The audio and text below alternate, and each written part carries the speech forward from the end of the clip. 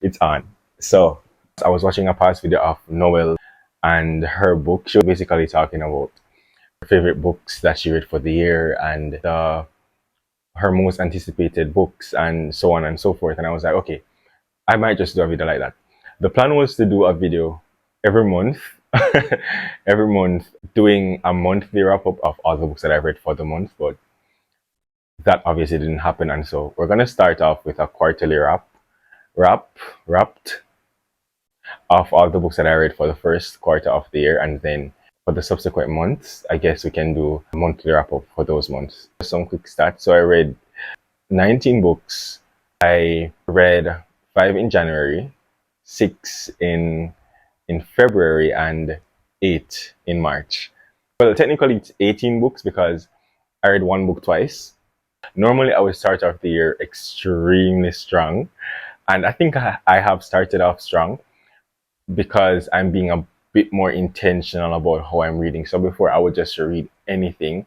I mean, no, I'm still open to reading anything, but I'm choosing the books that I'm reading with a particular intention in mind going into reading that book. And so it has been a lot of intentional reading so far this year, or mostly. Mostly. I have a rationale for every book that I've read, basically.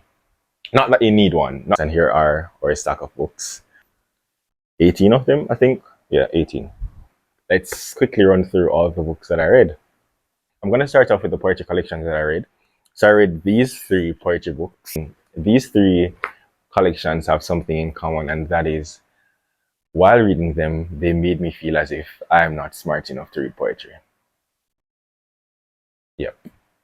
So there were a few poems that I really enjoyed. Like for this one, I really enjoyed a lot of the poems.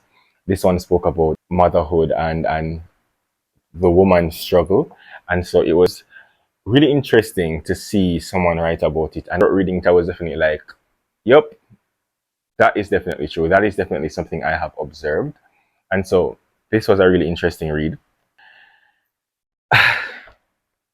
I can't really tell you what happened in these 2 poems. Mostly, I was a little confused, genuinely confused, honestly. And so, yeah, these were, for me, I'm still going to attempt to read more poetry. I think maybe it's because I've technically just started reading poetry, and so I probably need to wet my feet a little more to read more, to understand more, and so reading more poetry. So yeah. Oh, the poetry books are Moving into the Light, Over the Roots of the World, and A Report from the Border. Those are the poetry books. I'll just create a list. I'll create a list in the description for the books. So those are the poetry books. Then I read As a Man Thinketh by James Allen, which is a book about mindset really, and how our thoughts shape our reality and how we think about things. Really, your perspective on things really determines what you're truly experiencing. How thinking about things can definitely make a situation seem less horrible than it actually is. So if you're looking for a book that focuses on how to use your mind or how to think about things in a way where you're able to achieve your goals, as well as reduce the amount of anxiety and worry and discontent that you feel in your life when things aren't going how you want them to go, then this book is the book that I'd recommend, As a Man Thinketh by James Allen. The next one is Meditations by Markus Aurelius. I read this one twice. I read it in February and I read it in March. This one also, it's a collection of journal entries from one of the 5 great Roman emperors, Marcus Aurelius. And I think at the core of it, it's about being a virtuous person, someone that says what they mean, do what they need to do, they do good always, and try to help as many people as possible. And he refers a lot to living according to thy nature as a human. So doing things that feed the soul, philanthropy, loving animals and loving people, eating clean and exercising, all of those things that nurture the human vessel and the human soul. That's what he endorses in his journal. It's not necessarily a book that was written for others to read, but it just so happens that all the things that he talks about are things that we all think and feel and experience. And this book reinforces some of the thoughts that we have and gives us a good reminder to be a good human being and do things that help you and help others and contribute to the world in a positive way. And so this one is also a recommendation that I'll give to everyone. I annotated a bit, and I'm not an annotator and I'm not a tabber, but I ended up doing that for this book because this book was really good. Next book is The Picture of Dorian Gray by Oscar Wilde. This one was a bit disappointing, to be honest. It's a book about corruption and vanity, mostly, and how we allow influences to take root in our soul. I would say that's what I got from this book, and it was a bit predictable mostly. The ending was very predictable. I guess that's no fault of the author, but it wasn't that great of a read for me. I gave it about 3 stars. For a book, it's a book that a lot of persons rave about, but it just wasn't that good for me. And so that's The Picture of Dorian Gray by Oscar Wilde. And these 3 are the classic books that I read. The next 2 books are 2 books by the same author, Markus Zusak. This one I loved, narrated by death itself, and it's set in the time of Adolf Hitler and the Nazi and the discrimination against Jews during that time, and how death was very prevalent and horrific. A beautiful read, a beautiful story from death's perspective. I think that was a really interesting take as well. That's something that I've never read before, and so it was really interesting to read. It's a book about hope and mercy and love and being good, because there is this one particular piece of the story that focuses on, or is centered around, the main characters helping a particular helping a Jew. Sorry if that's a spoiler. I'm not sure if that's a spoiler, but helping a Jew, even though they could potentially be executed for that. But despite that acts being over their head, that hey, if we're caught doing this, we're going to die. They did it because they're just genuinely good people. And so this was an amazing book for me. Then I read I Am the Messenger by the same author. This one was a hit. And these 2 couldn't be further apart from each other. This one was a miss. This was excruciating. I was completely shocked that the same author that wrote this.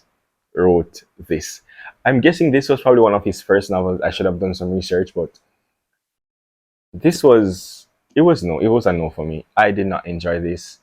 I was dragging myself through this. Couldn't wait for it to be done. This one has scarred me. I'll have to do some more research to see his later books, because if they're anything like this, I'm not reading them. Next, I read Maya Angelou's biographic novels.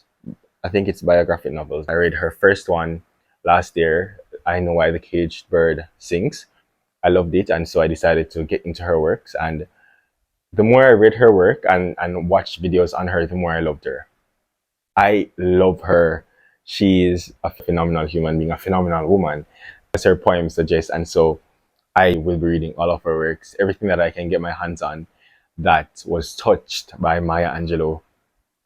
I will get them. These 3 are Gather Together in My Name, The Heart of a Woman, and Singing and Swinging and Getting Merry Like Christmas. These 3 books are her 4 books. The other one is on the shelf. If you're looking for a book, or if you're looking for books that inspire you to leap, that inspire you to go after exactly what you want, that inspire you to love fiercely, that inspire you to be true to self and stand on what you believe in and be the best that you can be, her books are the books that you should read. I think a lot of persons can learn a lot from her. My favorite of the books were Singing and Swinging and Getting Merry Like Christmas. I can't tell you why it's my favorite other than this made me laugh Like I was cackling. I was cackling throughout this entire book, especially the end. It was just amazing. So read Maya Angelou. Next books are these three general fiction books. First one is The Hate You Give by Angie Thomas. It explores the, I would say, racial landscape of America. Yeah. And the injustice that a lot of Black Americans face living in a racist community or environment or space or country. So this one is, it was easily digestible, I will say. It wasn't too hard of a read. It wasn't as revolting as you'd expect. I think it was really well done, and I think the story flowed perfectly, and her writing was easy to follow. It wasn't groundbreaking. It's not a book that I'll say I'll read again, but I did have a great time with this book. And so if you're looking for a heavy fun read, this is a book that I would definitely recommend for that. The next one I read was We Begin at the End by Chris Whitaker. This was my second time reading this book, and dare I say it was better the second time around. I read it 3 years ago, and at that time I may not have been able to understand or fully appreciate some of the characters and some of the circumstances that were displayed in this book. But now that I've matured a bit more, I could understand better where the characters are coming from and why they acted the way that they acted. And I loved the sibling dynamic between Duchess and her brother Robin. I loved the friendship dynamic between Vincent and Walk. I loved how the story progressed. I loved how nothing was easy, but everything was believable. Duchess inspires me to be great. The development of the relationships in this book, especially, was what I particularly enjoyed, especially the ones between Hal and his grandchildren, Martha and Walk, Duchess and Toby. I think his name was Toby or Thomas. I think it was Thomas.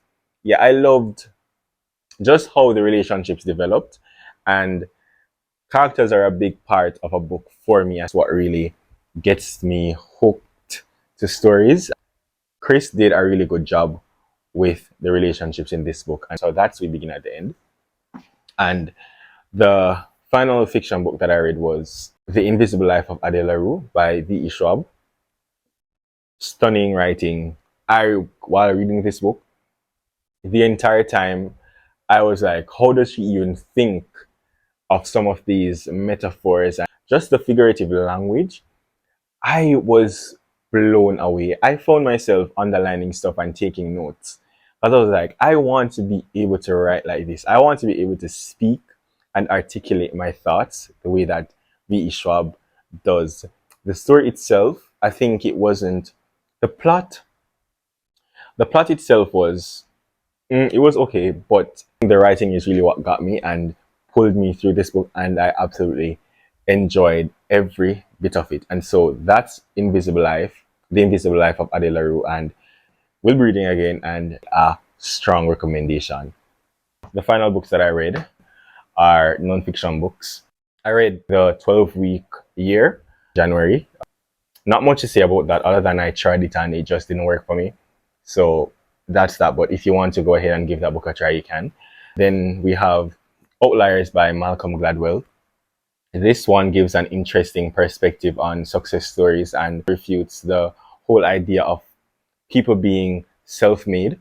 It basically suggests that nobody is truly self-made because we're all a result of the environments that we've been placed in, the circumstances that we've been in, and also the opportunities that have been granted to us. Whatever that opportunity is and however we view that, those things contribute to who we are and the things that we achieve. And so this was an interesting read. It provided a lot of statistics and a lot of research to support the claim. I will be reading it again to get a deeper understanding of the idea, the concepts that he presented in this book. So that's Outliers by Malcolm Gladwell.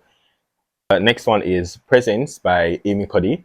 This one, as the title suggests, bringing your boldest self to your biggest challenges. It's really just about showing up as your most authentic self to everything that you decide to take part in, and also having a strong belief and confidence in self that you can achieve all the things that you want to achieve, and allowing yourself to take up space and show up in the way that you feel most comfortable, whatever the outcome of that situation is. And it's really what I got from this book. This one I will also be reading again to explore the concepts a bit more and dissect it a bit more, because having presence is a really interesting topic. That's Having Presence by Amy Cuddy. The final book is Dare to Lead by Brene Brown. This one, somewhat similar to Presence, in my opinion. It focuses on having presence, but in your relationships, and showing up as a leader to lead people and also leading yourself. It focuses on vulnerability and having courage, and also how that plays out in your personal values, how that plays out in your reactions to your emotions. And one particularly interesting thing that I got from this book was we need to learn how to name the emotion that we're feeling. Oftentimes we confuse the emotions that we're feeling, and because of that confusion, we tend to react in a way that's not fitting for that emotion. Hopefully I'm explaining that correct. So for example, you're in a situation and somebody does something that you didn't expect. You're not necessarily angry at the person, you're not necessarily sad that the thing happened. You're mostly disappointed because you didn't expect that from that person. You're going to have a different reaction when you're disappointed versus when you're angry or sad about something. If you're an aspiring leader or already are a leader, I think this is a book that will add some insight as to how to reach the people that you're leading, and how you can show up as a leader with a big heart and with optimism and with firmness, all while being someone that people can comfortably allow to lead them. That's Dare to Lead by Brene Brown. Also a good recommendation. And those are all the books that I read for the first quarter of 2024. Overall, I would say it was a really good reading quarter. I would say my favorite book would definitely have to be this one, as well as this. These two are the standouts for me for the first quarter of the year. Worst. Not sorry. Worst. Won't say I wish I didn't buy this, but I wish I didn't buy it. I could have gotten something else. And it's funny because I sacrificed another book to get this one, and it disappointed me. So, yeah. That's my reading wrapped. I'm currently reading The Shadow Rising, which is the fourth book by publication in the Wheel of Time series. And what I talk about when I talk about running by Haruki Murakami. My reading plans for the rest of the year is really just to read as much as I can, with as much quality as I can, and then come and ramble about them. Until next time.